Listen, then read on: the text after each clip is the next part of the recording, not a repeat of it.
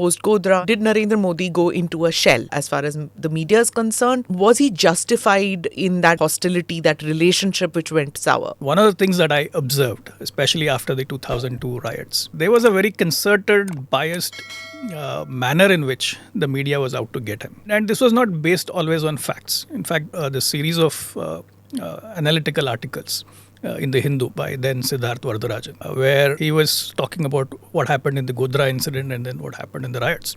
And you see so many contradictions. The average reader will take that at face value. They would not, get into the depths. People forget the attack on Akshardham in Gandhinagar did not trigger any riots. There were no incidents of violence.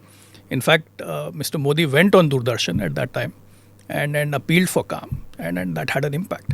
Now, this doesn't come anywhere in the narrative. So clearly, he was having this very antagonistic, relationship with the media, and it was not helping. What was your view when you saw him as chief minister and using social media, and then later when he became prime minister? As a communicator, he is not shy of using technology. And once he became chief minister, of course, the political circumstances of that period were such that the entire media was very hostile to him.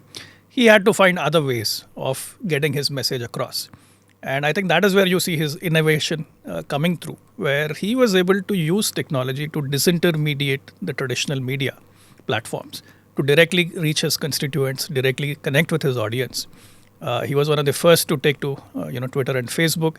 He was perhaps the first to do live streaming of his speeches on YouTube. It was very easy to follow CM Modi. The buzz at that time was that how does he expect to win not cultivating traditional media? And then he was not just not engaging with them, he was also using terms like news traders. He wasn't shying away from calling names. Absolutely. And then using these newfound people who came in from Singapore, US, everybody to be part of that election. Right. So how did he get about doing that at that stage? There was a process of change. 2009 was the first time blogging made an appearance in the political trail. You had bloggers for Advani, you had friends of BJP.org, which was created by Rajesh Jain.